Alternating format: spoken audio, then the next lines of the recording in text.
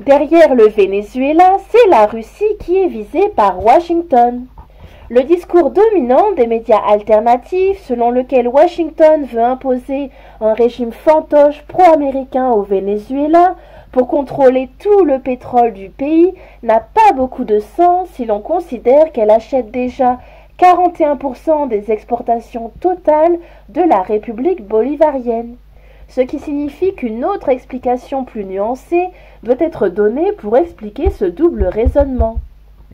Selon un rapport, les États-Unis sont le premier client du Venezuela, tandis que le Venezuela est le troisième plus gros fournisseur d'importation de pétrole brut des États-Unis, de sorte que Washington obtient déjà tout ce dont il a besoin de Caracas en l'état. Compte tenu de cette dynamique ironique entre les deux adversaires géopolitiques et idéologiques, on pourrait s'attendre à ce que les États-Unis obtiennent un jour l'accès aux ressources des plus grandes réserves pétrolières du monde dans la ceinture de l'Orénoque, ce qui contredit une fois de plus le discours simpliste selon lequel Washington ne mène cette guerre hybride que pour le pétrole. Néanmoins, la vérité est que le contrôle du pétrole vénézuélien est effectivement l'une des motivations de ce conflit, mais pas de la manière dont il est décrit officiellement. En plus d'assurer un contrôle géopolitique total sur le bassin des Caraïbes et d'affronter idéologiquement le socialisme, les États-Unis veulent obtenir une influence prédominante sur le Venezuela afin de l'intégrer dans une structure parallèle de type OPEP pour contester l'arrangement conjoint OPEP plus russo-saoudien entre autres, selon les prévisions de l'auteur fin 2016 déjà concernant la formation du cartel nord-américain. Cette entité, qui se nomme NASA-PEC, fonctionnerait comme la composante énergétique de la forteresse américaine et pourrait exercer une forte pression à long terme sur le marché pétrolier international aux dépens de la Russie et de l'Arabie saoudite, si ce n'est tout le Moyen-Orient en réalité. Si l'on ajoute à cela les plans d'investissement conjoints des États-Unis et du Qatar dans le GNL, il est clair que les États-Unis sont en train de faire un jeu de puissance mondiale pour le contrôle de l'industrie mondiale de l'énergie, ce qui pourrait avoir des conséquences très négatives pour la Russie. Donc on a vraiment une concurrence très intense de multinationales, que ce soit du côté américain, de tout le continent, puisque les Américains ont tendance à confondre leur pays avec leur continent en entier, puisqu'ils sont une île, et les multinationales qui sont plutôt russes, chinoises et moyen-orientales. La grande puissance multipolaire eurasienne compte sur ses exportations d'énergie pour faire avancer ses intérêts financiers et géopolitiques, mais cela pourrait être plus difficile à faire malgré ses partenariats pétroliers et gaziers avec l'Arabie saoudite et l'Iran, respectivement, qui font partie de la stratégie d'équilibrage du pays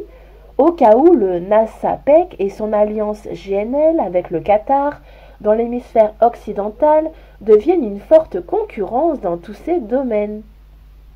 Le risque potentiel est que la Russie perde beaucoup de revenus à long terme si les États-Unis parviennent à maintenir les prix du pétrole et du gaz à un bas niveau, ce qui pourrait se combiner avec les coûts accrus associés à la nouvelle course aux armements provoquée par le retrait de Washington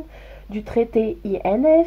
pour exercer une pression immense sur Moscou afin de compromettre son principal rival géopolitique dans un stratagème que l'auteur a décrit dans l'article « Les véritables aspirations américaines concernant la Russie » en avril 2018.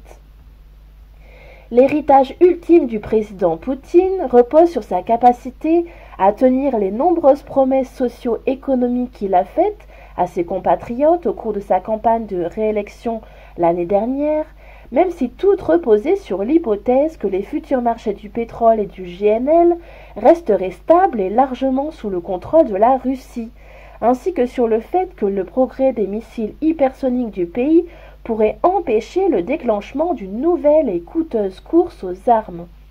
Les mesures énergétiques et militaires américaines susmentionnées ont brisé ces présomptions et pourraient mettre en péril les plans soigneusement élaborés par le dirigeant russe pour améliorer les moyens d'existence de tous ses compatriotes,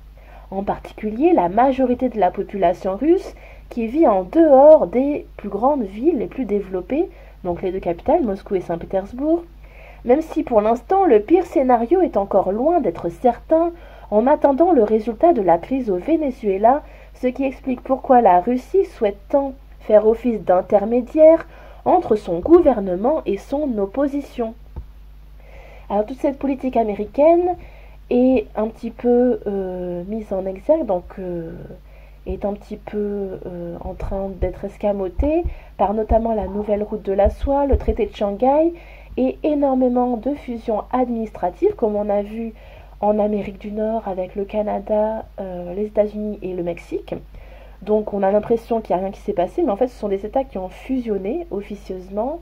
Pareil avec le traité d'Aix-la-Chapelle, l'Allemagne et la France sont à nouveau refusionnés, donc les Germains sont à nouveau unifiés, qu'on le veuille ou non. Et c'est pareil apparemment, d'après certaines sources en russe et en anglais, concernant la Russie et la Chine.